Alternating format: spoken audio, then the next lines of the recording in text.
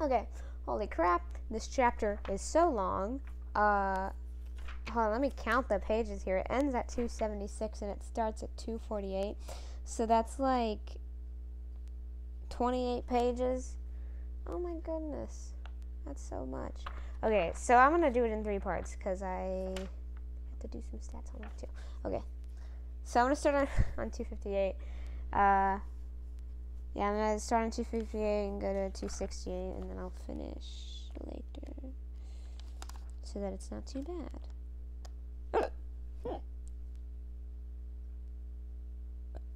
Excuse me, I was like a weird silent burp. Okay. So, 258, the Trail of Tears.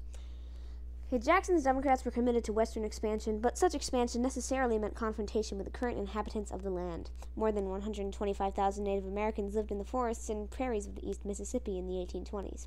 Federal policy toward them varied. Beginning in the 1790s, the Washington government ostensibly recognized the tribes as separate nations and agreed to acquire land from them only through formal treaties.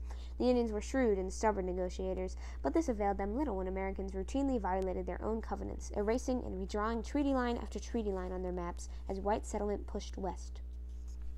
Many white Americans felt respect and admiration for the Indians and believed that they could be assimilated into white society. Much energy, therefore, was devoted to civilizing and Christianizing the Indians. The Society for Propagating the Gospel among Indians was found in 1787, and many denominations sent missionaries into Indian villages. In 1793, Congress appropriated $20,000 for the promotion of literacy and agricultural vocational instruction among the Indians.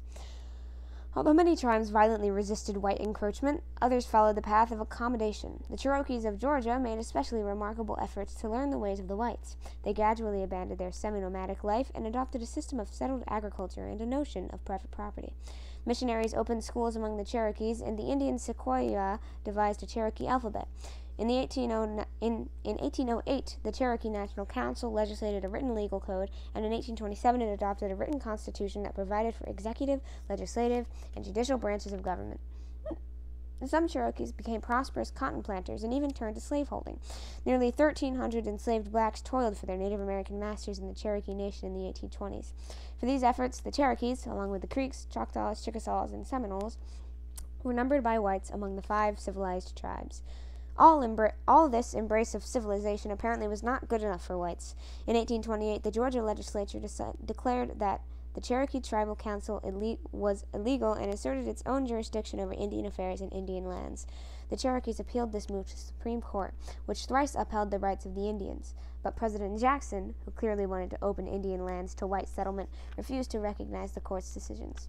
In a callous jibe at the Indians' defender, Jackson allegedly snapped, "John Marshall has made his decision. Now let him enforce it."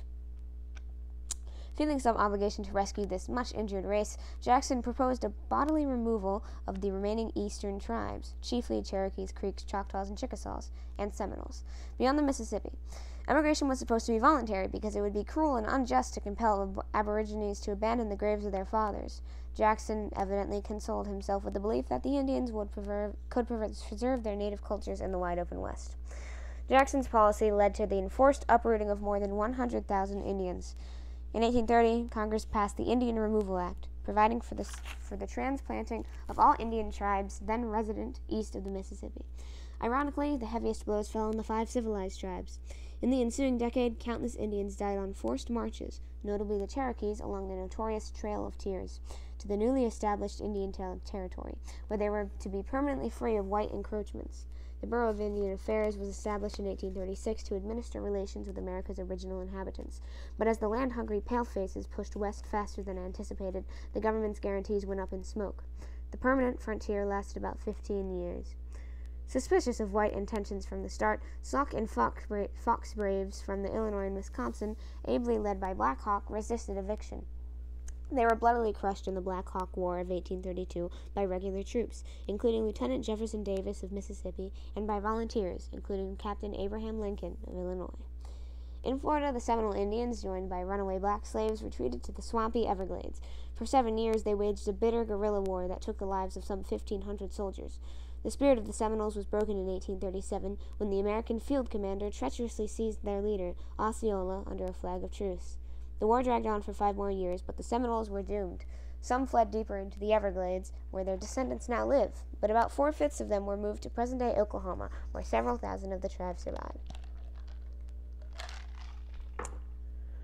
Whew. Okay. The Bank War. President Jackson did not hate all banks and all businesses, but he distrusted monopolistic banking and overbig businesses, as did his followers. Excuse me. A man of virulent dislikes, he came to share the prejudices of his own West against the moneyed monster known as the Bank of the United States. What made the bank a monster in Jackson's eyes? The national government minted gold and silver coins in the mid-19th century, but did not issue paper money. Paper notes were printed by private banks. Their value fluctuated with the health of the bank and the amount of money printed, giving private bankers considerable power over the nation's economy. No bank in America had more power than the Bank of the United States. In many ways, the bank acted like a branch of government. It was the principal depository for the funds of the Washington government and controlled much of the nation's gold and silver. Its notes, unlike those of many smaller banks, were stable in value. A source of credit and stability, the bank was an important and useful part of the nation's expanding economy. But the Bank of the United States was a private institution, accountable not to the people but to its elite circle of moneyed investors. Its president, the brilliant but arrogant Nicholas Biddle, held an immense and to many unconstitutional my goodness. Okay. Sorry. And to many unconstitutional amount of power over the nation's financial affairs. Enemies of the bank dubbed him Tsar Nicholas I and called the bank a hydra of corruption, a serpent that grew new heads whenever old ones were cut off. To some, the bank's very existence seemed to sin against the egalitarian credo of American democracy. The conviction formed the deepest source of Jackson's opposition. The bank also won no friends in the West by foreclosing on many Western farms and draining tribute into Eastern coffers. Profit, not public service, was its first priority.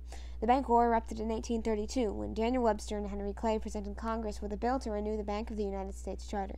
The charter was not set to expire until 1836, but Clay pushed for renewal 4 years early to make it an election issue in 1832. As Jackson's leading rival for presidency, Clay, with fateful blindness, looked upon the bank issue as a surefire winner. Clay's scheme was to ram a recharter bill through Congress and then send it on to the White House. If Jackson signed it, he would alienate his worshipful Western followers. If he vetoed it, as seemed certain, he would presumably lose the presidency in the forthcoming election by alienating the wealthy and influential groups in the East. Clay seems not to have fully realized that the best people were now only a minority and that they generally feared Jackson anyhow. The recharter bill slid through Congress on greased skids as planned, but was killed by a scorching veto from Jackson. The old hero declared the monopolistic bank to be unconstitutional. Of course, the Supreme Court had earlier declared it unconstitutional in the case of McCulloch v. Maryland, but Jackson acted as though he regarded the executive branch as superior to the judicial branch. The old general growled privately, "The bank is trying to kill me, but I will kill it." Jackson's veto message reverberated with constitutional consequences. It not only squashed the bank bill, but vastly amplified the power of the presidency. All previous vetoes had rested almost exclusively on questions of constitutionality, but though Jackson invoked the Constitution in his bank veto message, he essentially argued that he was vetoing the bill because he personally found it harmful to the nation. In effect, he was claiming for the president alone a power equivalent to 2/3 of the votes in Congress. If the legislative and executive branches were partners in government, he implied, the president was unmistakably the senior partner. Excuse me, oh my god, I just hiccuped and burped. Oh my god, I'm losing it. Henry Clay's political instincts continued to fail him. Delighted with the financial fallacies of Jackson's message, but blind to its political appeal, he arranged to have thousands of copies printed as a campaign document. The president's sweeping accusations may indeed have seemed demagogic to the moneyed interests of the East, but they made perfect sense to the common people. The bank issue was now thrown into the noisy arena of the presidential contest of 1832. Old Hickory wallops Clay in 1832. Clay and Jackson were the chief gladiators in the looming electoral combat. The grizzled old general, who had earlier favored one term for president and rotation in office, was easily persuaded by his cronies not to rotate himself out of office. Presidential power is a heady brew and can be habit-forming. Excuse me. The ensuing campaign was raucous. The old hero's adherents again raised the hickory pole and bellowed, "Jackson forever! Go the whole hog!" Admirers of Clay shouted, "Freedom and Clay!" while his detractors harped on this dueling, gambling, cockfighting, and fast living. Novel features made the campaign of 1832 especially memorable. For the first time, a third party entered the field, the newborn anti-Masonic Party, which opposed the influence of fearsome secrecy of the Masonic Order. Energized by the mysterious disappearance and probable murder in 1826 of a New Yorker who was threatening to expose the secret rituals of the Masons, the anti-Masonic Party quickly became a potent political force in New York and spread its influence throughout the Middle Atlantic and New England states. The anti-Masons appealed to long-standing American suspicions of secret societies, which they condemned as citadels of privilege and monopoly, a note that harmonized with the democratic chorus of Jacksonians. But since Jackson himself was a Mason and publicly gloried in his membership, the anti-Masonic Party was also an anti-Jackson party. The anti-Masons also attracted support from many evangelical Protestant groups seeking to use political power to effect moral and religious reforms, such as prohibiting mail delivery on Sunday and otherwise keeping the Sabbath holy. This moral busybodiness was anathema to the Jacksonians, who were generally opposed to all government meddling in social and economic life. A further novelty of the presidential contest in 1832 was the calling of national nominating conventions, 3 of them, to name candidates. The anti-Masons and a group of national Republicans added still another, innovating when they adopted formal platforms, publicizing their positions on the issues. Henry Clay and his overconfident national Republicans enjoyed impressive advantages. Ample funds flowed into their campaign chest, including $50,000 in the life insurance from the Bank of the United States. Most of the newspaper editors, some of them bought with Biddle's bank loans, dipped their pens in acid when they wrote of Jackson. Yet Jackson, idol of the masses, easily defeated the big-money Kentuckian.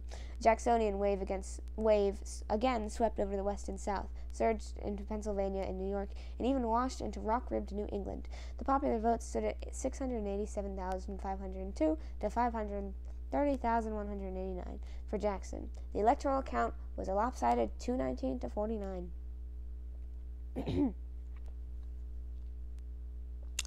Burying Biddle's bank.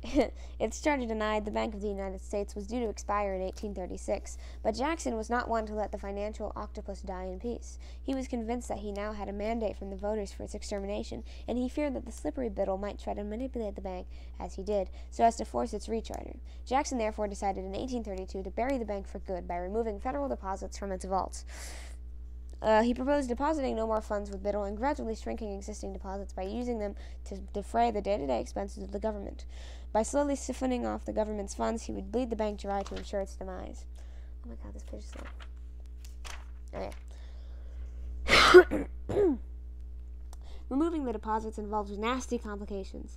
Even the president's closest advisors opposed this seemingly unnecessary, possibly unconstitutional, and certainly vindictive policy. Jackson, his dander up, was forced to reshuffle his cabinet twice before he could find a secretary of the Treasury who would bend to his iron will. A desperate Biddle called in his bank's loans, evidently hoping to illustrate the bank's importance by producing a minor financial crisis. A number of wobblier banks were driven to the wall by Biddle's panic, but Jackson's resolution was firm. If anything, the vengeful conduct of the dying monster seemed to justify the earlier accusations of its adversaries. But the death of the Bank of the United States left a financial vacuum in the American economy and kicked off a lurching cycle of booms and busts. Surplus federal funds were placed in several dozen state institutions, the so-called pet banks, chosen for the pro-Jackson sympathies. Without a sober central bank in the West, the pet banks and smaller wildcat banks, fly-by-night operations that often consisted of little more than a few chairs and a suitcase full of printed notes, flooded the country with paper money. Jackson tried to rein in the runaway economy in 1836, the year Biddle's bank breathed its last. Wildcat currency had become so unreliable, especially in the West, that Jackson authorized the Treasury to issue a specie circular, a decree that required all public lands to be purchased with hard or metallic money. This drastic step slammed the brakes on the speculative boom, a neck-snapping change of direction that contributed to a financial panic and crash in 1837. But by then, Jackson had retired to his Nashville home, hailed as the hero of his age. His successor would have to deal the damage.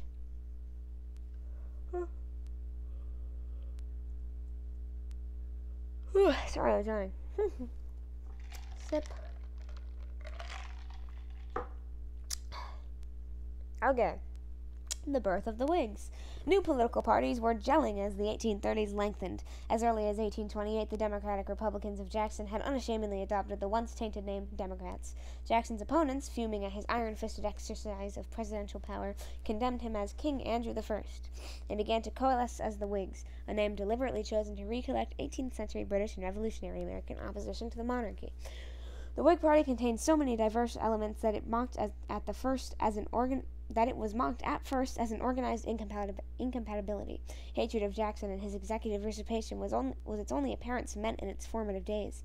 The Whigs first emerged as an identifiable group in the Senate, where Clay, Webster, and Calhoun joined forces in 1834 to pass a motion censuring Jackson for his single-handed removal of the federal deposits from the Bank of the United States.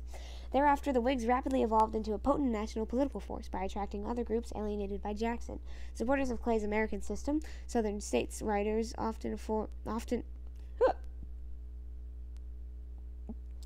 offended by Jackson's stand on nullification, the larger northern industrialists and merchants, and eventually many of the evangelical Protestants associated with the anti-Masonic party. Whigs thought of themselves as conservatives, yet they were progressive in their support of active government programs and reforms. Instead of boundless territorial acquisition, they called for internal improvements like canals, railroads, and telegraph lines, and they supported institutions like prisons, asylums, and public schools. The Whigs welcomed the market economy, drawing support from the manufacturers in the North, planters in the South, and merchants and bankers in all sections. But they were not simply a party of wealthy fat cats, however dearly the Democrats wanted to paint them as such. By absorbing the anti-Masonic party, the Whigs blunted much of the democratic appeal to the common man. The egalitarian anti-Masons portrayed Jackson, and particularly his New York successor Martin Van Buren, as imperious aristocrats. This turned Jacksonian rhetoric on its head. Now the Whigs claimed to be the defenders of the common man and declared the Democrats the party of cronyism and corruption. The election of 1836. The smooth-tongued and keen-witted vice president, Martin Van Buren of New York, was Jackson's choice for appointment as his successor in 1836. The hollow-cheeked Jackson, now nearing 70, was too old and ailing to consider a third term, but he was not loath to try and serve a third term through Van Buren, something of a yes-man. Leaving nothing to chance, Jackson carefully rigged the nominating convention and rammed his favorite down the throats of the delegates. Van Buren was supported by the Jacksonites without wild enthusiasm, even though he had promised to tread generally in the military-booted footsteps of his predecessor. As the election neared, the still ramshackle organization of the Whigs showed in their inability to nominate a single presidential candidate. Their long-shot strategy was instead to run several prominent favorite sons, each with a different regional appeal, and hope to scatter the votes so that no candidate would win a majority. The deadlock would then have to be broken by the House of Representatives, where the Whigs might have a chance. With Henry Clay rudely elbowed aside, the leading Whig favorite son was heavy-jawed General William Henry Harrison of Ohio, hero of the Battle of Tippecanoe. The five-spun schemes of the Whigs availed nothing. However, Van Buren, the dapper little magician, squirmed into office by the close popular vote of 765,483 to 739,795, but by the comfortable margin of 170 to 124 votes for all the Whigs combined in the Electoral College. Big woes for the little magician. Martin Van Buren, 8th president, was the first to be born under the American flag. Short and slender, bland and bald, the adroit little New Yorker has been described as a first-class second-rate man, an accomplished strategist and a spoilsman, the Wizard of Albany. He was also a statesman of wide experience in both legislative and administrative life. In intelligence, education, and training, he was above the average of the presidents since Jefferson. The myth of his mediocrity sprouted mostly from a series of misfortunes over which he had no control, and my dog is whining. Rissy, come here. Oh my goodness. Hold on, sorry, I have a little few-second break here. I gotta let her out of my room.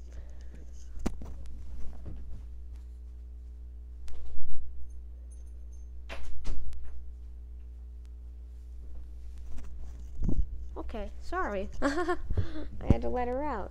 Alright, where was I? Okay, From the outset, the new president labored under severe handicaps. As a machine-made candidate, he incurred the resentment of many Democrats, those who objected to having a bastard politician smuggled into office beneath the tails of the old general's military coat. Jackson, the master showman, had been a dynamic type of executive whose administration had resounded with furious quarrels and cracked heads. Mild-mannered Martin Van Buren seemed to rattle about in the military boots of his testy predecessor. The people felt let down. Inheriting Andrew Jackson's mantle without his popularity, Van Buren also inherited the ex-president's numerous and vengeful enemies. Van Buren's 4 years overflowed with toil and trouble. A pair of short-lived rebellions in Canada in 1837, mostly over political reform but aggravated by unregulated immigration from the United States, stirred up ugly incidents along the northern frontier and threatened to trigger war with Van Britain. I just said Van Britain. stirred up ugly incidents along the northern frontier and threatened to trigger war with Britain. The president's attempt to play a neutral game led to the woe to Martin Van Buren. The anti-slavery agitators in the North were also in full cry.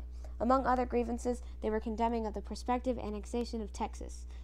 Worst of all, Jackson bequeathed to Van Buren the makings of a searing depression. Much of Van Buren's energy had to be devoted to the purely negative task of battling the panic, and there were not enough rabbits in the little magician's tall silk hat. Hard times ordinarily blight the reputation of a president, and Van Buren was no exception.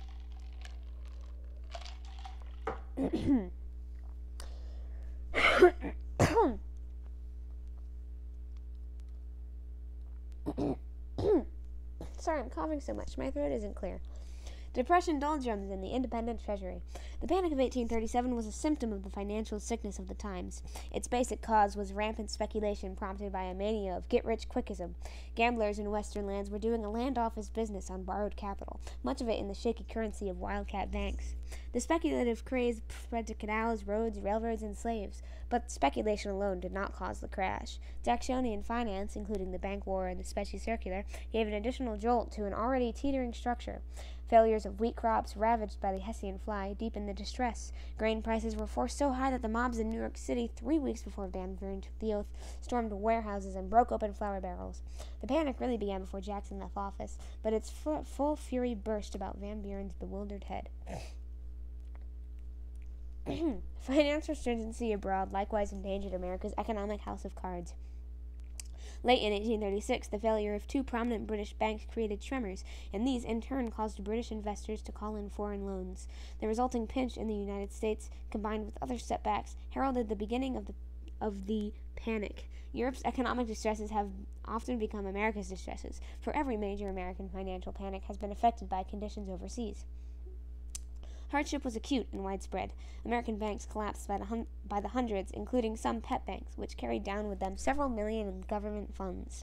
Commodity prices drooped, sales of public lands fell off, and customs revenues dried to a rivulet. Factories closed their doors, and unemployed workers milled in the streets. The Whigs came forward with proposals for active government remedies for the economy's ills. They called for the expansion of bank credit, higher tariffs, and subsidies for the internal improvements. But Van Buren, shackled by the Jacksonian philosophy of keeping the government's paws off the economy, spurned all such ideas. The beleaguered Van Buren tried to apply vintage Jacksonian medicine to the ailing economy through his controversial divorce bill. Convinced that some of the financial fever was fed by injection of federal funds into private banks, he championed the principle of divorcing the government from the banking altogether. By establishing a so-called independent treasury, the government could lock its surplus money in vaults in several of the larger cities. Government funds would thus be safe, but they would also be denied to the banking system as reserves, thereby shriveling unavailable credit resources. Van Buren's divorce scheme was never highly popular. His fellow Democrats, many of whom longed for the risky but lush days of the pet banks, supported it only lukewarmly. The Whigs condemned it, primarily because it squelched their hopes for a revived Bank of the United States. After a prolonged struggle, the Independent Treasury Bill passed Congress in 1840.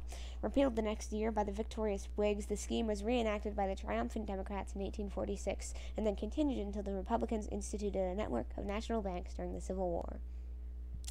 Gone to Texas. Americans, greedy for land, continued to covet this vast expanse of Texas, which the United States had abandoned to Spain when acquiring Florida in 1819.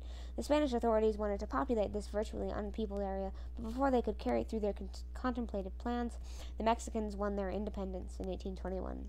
A new regime in Mexico City thereupon concluded arrangements in 1823 for granting a huge tract of land to Stephen Austin, with the understanding that he would bring into Texas 300 American families. Immigrants were to be of the established Roman Catholic faith, and upon settlement were to become properly Mexicanized. These two stipulations were largely ignored.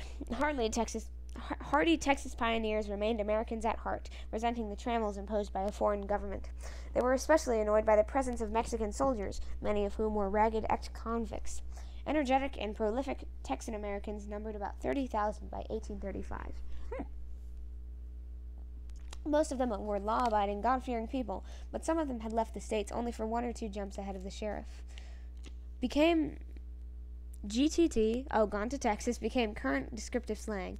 Among the adventurers were Davy Crockett, the famous rifleman, and Jim Bowie, the presumed inventor of the murderous knife that bears his name. Bowie's blade was widely known in the Southwest as the genuine Arkansas toothpick. A distinguished latecomer, and the leader was an ex-governor of Tennessee, Sam Houston. His life had been temporarily shattered in 1829 when his bride of a few weeks left him, and he took up his transient residence with the Arkansas Indians, who dubbed him Big Drunk. He subsequently took the pledge of temperance. The pioneer individualists who came to Texas were not easy to push around. Friction rapidly increased between Mexicans and Texans over issues such as slavery, immigration, and local rights. Slavery was a particularly touchy topic. Mexico emancipated its slaves in 1830 and prohibited the further importation of slaves into Texas, as well as further colonization by troublesome Americans. The Texans refused to honor these decrees. They kept their slaves in bondage, and new American settlers kept bringing more slaves into Texas. When Stephen Austin went to Mexico City in 1833 to negotiate these differences with the Mexican government, the dictator Santa Anna clapped him in jail for 8 months. The explosion finally came in 1835 when Santa Anna wiped out all local rights and started to raise an army to suppress the upstart Texans. Whew. Okay, I will continue later.